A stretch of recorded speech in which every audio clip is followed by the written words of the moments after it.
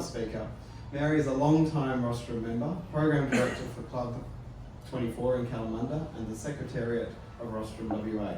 Speaking on Stolen Pride, please welcome Mary Rice. You may have heard that pride goeth before a fall. And so it was with the young African fellow I met when I was recently in Africa. Now, Akibo was his name, and he had spent some time building a wonderful house, same as all the others nearby. It was a thatched house. He got the grasses, he weaved it, he tied them together, and it was very, very sturdy. It had a roof, even had a ceiling, but the floor was fairly basic, just soil and rammed earth, and a simple old chair. The chair was just made with some bamboo thrashed together, and he wasn't too happy about it, but he thought he'd make the best of his life. Now, Akibo, during the day, he took customers on safaris. And it was while he was on one of these safaris that he had the opportunity to call in at a rather wealthy residence. And the king had been there at the castle. And this stirred up Akibo's desire to have one of those thrones that he saw inside the window. He saw quite a few there. And he thought, I'm just going to go and get one of those.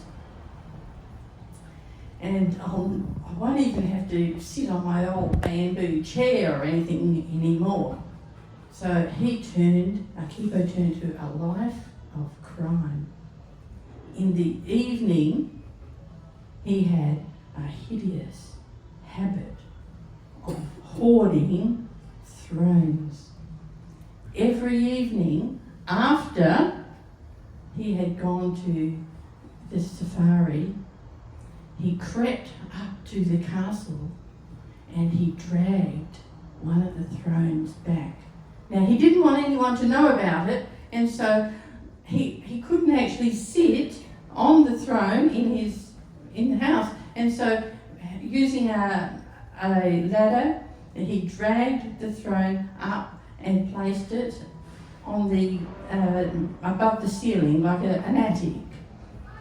And he was so proud of this throne.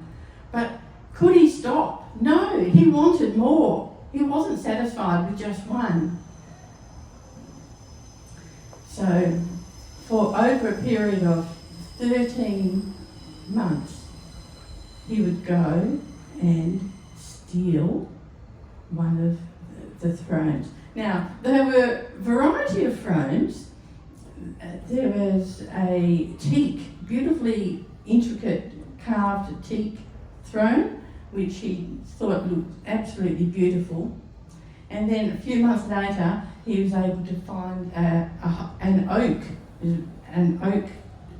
throne, carved, and it sat on it, and it was so comfortable and had just beautiful patterns etched into the wood.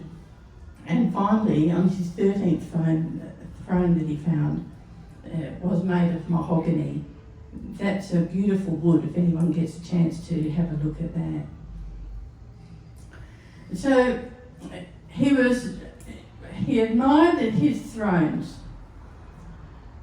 There was no room for a bed, so his bed was down on the floor, down below. And after 13 months, he was asleep on his bed. And one night, he heard, with a thunderous thud, the throng of 13 thrones fell through the thatching on our thief, Akibo, and suffered a crushing death. Sorry. So, the moral of this story is that those who live in grass houses should never stow thrones.